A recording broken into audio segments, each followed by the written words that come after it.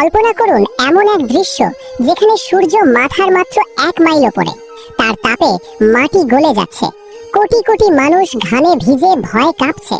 সেই ময়দানে কেউ কারো দিকে তাকাচ্ছে না, বাবা ছেলেকে চিনছে না, মা মেয়েকে ধরছে না, প্রতিটি মানুষ শুধু নিজের হিসাবের ভয়ে দিশেহারা। লক্ষ লক্ষ বছরের অপেক্ষার পর আজ সেই মহাবিচারের দিন এসে গেছে। আর ঠিক এই ময়দানে একজন মানুষ দাঁড়িয়ে আছে, যার হাতে কোনো আমলনামা নেই, ডান হাতে নেই, বাম হাতে নেই, পেছন থেকেও আসেনি। সে হতবিহ্বল হয়ে চারদিকে তাকাচ্ছে। তার পাশের মানুষটি আমলনামা পেয়েছে, মোটা ভারী। সে কাঁদতে কাঁদতে পড়ছে, কিন্তু এই মানুষটির হাত শূন্য, একদম শূন্য। কিন্তু ঠিক এই মুহূর্তে আরশে আজিমের মালিক মহান আল্লাহ এমন এক ঘোষণা দেবেন যা শুনে গোটা হাসরের ময়দান স্তব্ধ হয়ে যাবে। নবীরা চুপ হয়ে যাবেন, ফেরেশতারা একে অপরের দিকে তাকাবে, কারণ এই মানুষটির সাথে যা ঘটবে তা সৃষ্টির শুরু থেকে কেউ কল্পনাও করেনি। কে এই ব্যক্তি? কেন তার কোনো আমলনামা নেই? আর আল্লাহ তাকে কি বলবেন যা শুনে সে মাটিতে লুকিয়ে পড়বে? জানতে হলে হৃদয়ের সবটুকু আবেগ নিয়ে শেষ পর্যন্ত পড়ুন। আমাদের এই দুনিয়ার জীবনটা কত ছোট, মাত্র 60, 70 বা 80 বছর। এই অল্প সময়ে আমরা কত কিছু করি, কত হিসাব রাখি, দোকানের খাতায় প্রতিটি টাকা লিখে রাখি, ব্যাংকের স্টেটমেন্ট প্রিন্ট করে সংরক্ষণ করি। কিন্তু আমল, নামাজ পড়লাম কিনা মনে নেই, কাউকে কষ্ট দিলাম কিনা মনে নেই, একটা মিথ্যা বললাম কিনা মনে নেই। অথচ আল্লাহর ফেরেশতারা সব লিখে রাখছে, প্রতিটি মুহূর্ত, প্রতিটি কথা, প্রতিটি নিঃশ্বাস পর্যন্ত। এই গল্পটি কোনো রূপকথা নয়, এটি সহিহ হাদিস এবং কোরআনের আয়াতের আলোকে বর্ণিত একটি বাস্তব ঘটনার চিত্র, যা কিয়ামতের দিন ঘটবে। আর এটি আমার, আপনার, আমাদের যে কারো গল্প হতে পারে। তাই আসুন দুনিয়ার কোলাহল ভুলে রুহের গভীর থেকে অনুভব করি সেই মুহূর্তটি, যেদিন প্রতিটি মানুষের আসল পরিচয় প্রকাশ পাবে। সেই মানুষটির নাম ছিল ইউনুস। দুনিয়াতে সে ছিল একজন সাধারণ মানুষ, বিশেষ কোনো আলেম নয়, বিশেষ কোনো দানশীল নয়। সে নামাজ পড়ত কিন্তু অনিয়মিত, রোজা রাখত কিন্তু কখনো কখনো ভেঙে ফেলত। সে মিথ্যাও বলেছে জীবনে, রাগের মাথায় কাউকে কষ্ট দিয়েছে, ছোটখাটো পাপে জড়িয়েছে। কিন্তু একটা জিনিস সে সারা জীবন করে গেছে, যার কথা সে নিজেও গুরুত্ব দেয়নি। সে কখনো কাউকে অপমান করেনি, কখনো কারো গীবত করে তাকে কাঁদায়নি। তার মুখ থেকে কখনো এমন কথা বের হয়নি যা কারো বুক চিরে দেয়। হাসরের ময়দানে দাঁড়িয়ে সে যখন দেখলো তার হাতে কোনো আমলনামা নেই, তখন তার বুকের ভেতরটা ভেঙে পড়ল। সে ভাবল, হয়তো আমার আমলনামা হারিয়ে গেছে। সে আশেপাশে খুঁজল, না, কোথাও নেই। তখন তার মনে পড়তে লাগলো দুনিয়ার প্রতিটি পাপের কথা, সেই মিথ্যা কথাটা, সেই নামাজটা যেটা পড়েনি, সেই রমজানের দিনটা যেদিন মিথ্যা ওজর দেখিয়ে রোজা ভেঙেছিল। একটার পর একটা স্মৃতি তার চোখের সামনে ভাসতে লাগলো। সে ভাবল, আমার আমল তো এতটুকুও ভালো ছিল না, আমলনামা না পাওয়াটাই হয়তো আমার শাস্তির শুরু। তার পাশের মানুষটি তখন তার আমলনামা পড়ছে আর কাঁদছে, কেউ হাসছে, কেউ মাথায় হাত দিচ্ছে, কিন্তু ইউনুস শুধু দাঁড়িয়ে আছে, ফাঁকা হাতে। একটা সময় সে মাথা নিচু করে ফেলল। সে ভাবল, এখন হয়তো আমাকে সরাসরি জাহান্নামে পাঠানো হবে। তার পা কাঁপতে শুরু করলো। সে জাহান্নামের কথা ভাবল, সেই আগুনের কথা ভাবল। সে মনে মনে বলতে লাগলো, হে আল্লাহ, একটু দয়া করুন, আমি জানি আমি পাপী, কিন্তু আমি তো আপনাকে ভালোবাসতাম, আমি তো আপনার কথা মনে রেখেছিলাম, সব সময় না হলেও। তখন হঠাৎ আসমান থেকে একটি ঘোষণা এলো। পুরো হাসরের ময়দান স্তব্ধ হয়ে গেল। সেই আওয়াজ বলল, ইউনুস, এগিয়ে এসো।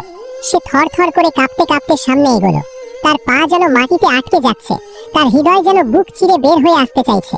সে সামনে এগিয়ে গেল, একা, ভয়ে, লজ্জায়, সম্পূর্ণ অসহায় হয়ে। আল্লাহ তাকে বললেন, হে ইউনুস, তোমার আমলনামা কোথায়? সে কাঁপতে কাঁপতে বলল, হে রব, আমি জানি না, আমাকে দেওয়া হয়নি।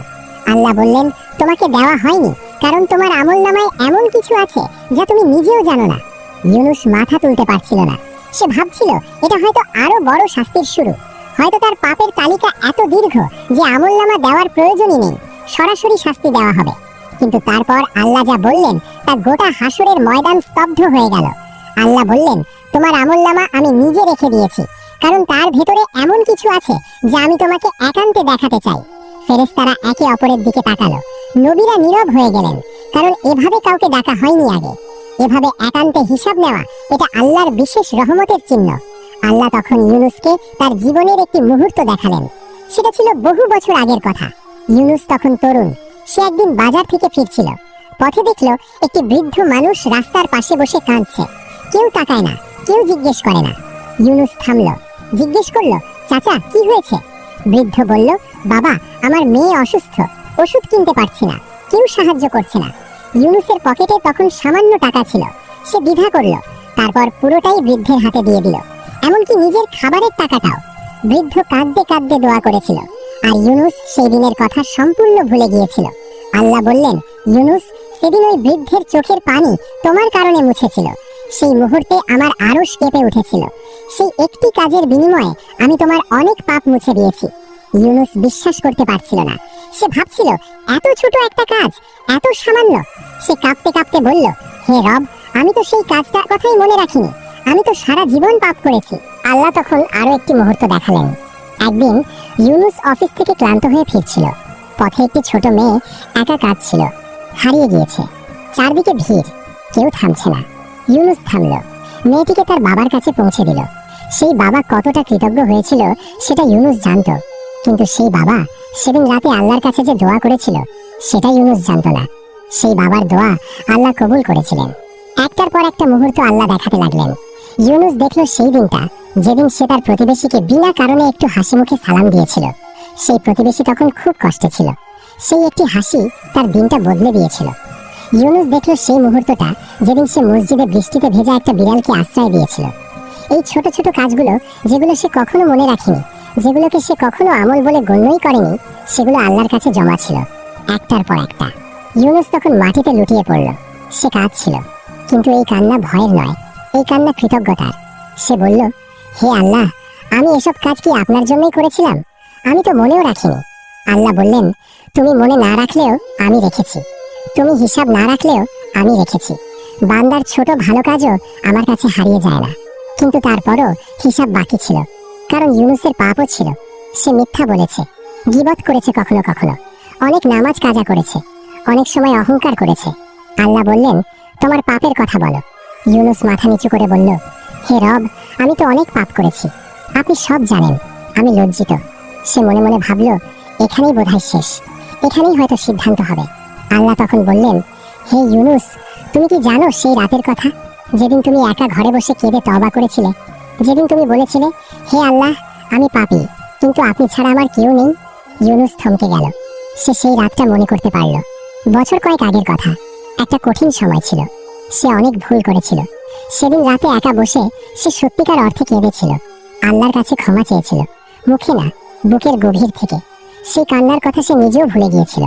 আল্লাহ বললেন, সেই রাতে তোমার চোখের পানি আমার আরশে পৌঁছেছিল, তুমি লজ্জিত হয়ে ক্ষমা চেয়েছিলে, আর আমি সেই মুহূর্তেই তোমার পাপ মাফ করে দিয়েছিলাম, কারণ আমি আত-তাওয়াব, ক্ষমাকারী, আমি আল গাফুর, অত্যন্ত ক্ষমাশীল।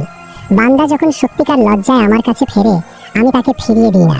এই কথা শুনে ইউনুস আর দাঁড়িয়ে থাকতে পারল না। সে মাটিতে সিজদায় পড়ে গেল। তারপর আল্লাহ বললেন এমন একটি কথা যা শুনে হাসরের ময়দানের প্রতিটি মানুষ, প্রতিটি ফেরেশতা, প্রতিটি নবী স্তব্ধ হয়ে গেলেন। আল্লাহ বললেন, হে ইউনুস, তোমার আমলনামা আমি নিজে রেখে দিয়েছিলাম, কারণ এই আমলনামার শেষ পাতায় আমি নিজে লিখেছি, ক্ষমা করা হয়েছে, আজ তুমি জান্নাতে যাবে। ইউনুস বিশ্বাস করতে পারল না। সে কাঁপতে কাঁপতে মাথা তুলে ওপরের দিকে তাকিয়ে বলল, হে আল্লাহ, আপনি কি আমার সাথে উপহাস করছেন? আমি তো পাপী ছিলাম, আমার তো বিশেষ কোনো আমল ছিল না, আপনি কি সত্যিই আমাকে জান্নাত দেবেন? আল্লাহ বললেন, আমি উপহাস করি না, আমি যা বলি তাই করি, প্রবেশ করো তোমার জান্নাতে। ইউনুস জান্নাতের দরজায় পৌঁছালো। দরজা খুলে গেল। ভেতরে প্রবেশ করতেই সে দেখল সেই বৃদ্ধ মানুষটি যাকে সে সেদিন বাজারে সাহায্য করেছিল, সে ইউনুসের জন্য অপেক্ষা করছে। সেই মেয়েটির বাবা যে সেদিন দোয়া করেছিল, সেও সেখানে। আল্লাহ বললেন, এরা তোমার জন্য সাফায়াত করেছিল, এদের দোয়া তোমার জান্নাতের পথ সহজ করেছিল। ইউনুস বুঝতে পারল, দুনিয়ায় যে মানুষগুলোকে সে একটু হাসি দিয়েছিল, একটু সাহায্য দিয়েছিল, তারা আজ তার জান্নাতের সাক্ষী হয়ে দাঁড়িয়ে আছে। জান্নাতে প্রবেশ করে ইউনুস দেখল তার জন্য একটি প্রাসাদ অপেক্ষা করছে। সে ভেবেছিল হয়তো ছোট কোনো ঘর হবে, কারণ সে তো বিশেষ কোনো আমল করেনি। কিন্তু প্রাসাদটি দেখে সে হতবাক হয়ে গেল। আল্লাহ বললেন, তোমার প্রতিটি ছোট সৎ কাজ, প্রতিটি সত্যিকার কান্না, প্রতিটি মুহূর্তের লজ্জা, সবকিছু মিলিয়েই প্রাসাদ তৈরি হয়েছে। তুমি হিসাব রাখোনি, কিন্তু আমি রেখেছি। ইউনুস প্রাসাদে প্রবেশ করল। সে বলল, প্রশংসা সেই আল্লাহর, যিনি আমার মতো একজন সাধারণ পাপী মানুষকেও ভুলে যাননি। প্রিয় পাঠক, একবার ভাবুন, ইউনুস কোনো বড় আলেম ছিল না, সে কোনো বিখ্যাত দানশীল ছিল না, সে শুধু একজন সাধারণ মানুষ ছিল যে ছোট ছোট ভালো কাজ করে গেছে এবং সত্যিকার অর্থে আল্লাহর কাছে ক্ষমা চেয়েছিল। আর সেটুকুই যথেষ্ট ছিল আল্লাহর কাছে। তাহলে আপনি আর আমি যারা প্রতিদিন ছোট ছোট ভালো কাজ করার সুযোগ পাচ্ছি, আমরা কি সেই সুযোগগুলো নিচ্ছি, নাকি ভাবছি এত ছোট কাজে কি হবে? আল্লাহর কাছে কোনো ভালো কাজ ছোট নয়। একটি হাসির সাদেকা, একটি দোয়া রহমত, একটি সত্যিকার কান্না, সেই কান্না আরশে পৌঁছায়। আমরা প্রতিদিন এমন অনেক মুহূর্ত পাচ্ছি, কাউকে সাহায্য করার, কাউকে হাসানোর, কারো কষ্ট কমানোর, কিন্তু আমরা ব্যস্ততার অজুহাতে এড়িয়ে যাচ্ছি। মনে রাখবেন, আল্লাহ সেই মুহূর্তগুলো লিখে রাখছেন। আপনি ভুলে গেলেও তিনি ভুলেন না। আসুন আজ থেকেই একটু সচেতন হই, প্রতিদিন একটি হলেও ছোট ভালো কাজ করি, প্রতিদিন একবার হলেও সত্যিকার অর্থে আল্লাহর কাছে ক্ষমা চাই। কারণ আল্লাহ আত-তাওয়াব, তিনি বারবার ক্ষমা করেন। আল্লাহ আল-ওয়াদুদ, তিনি ভালোবাসেন। আর সেই ভালোবাসার একটু উষ্ণতা পেতে হলে আমাদের শুধু তার দিকে একটু ফিরে তাকাতে হবে।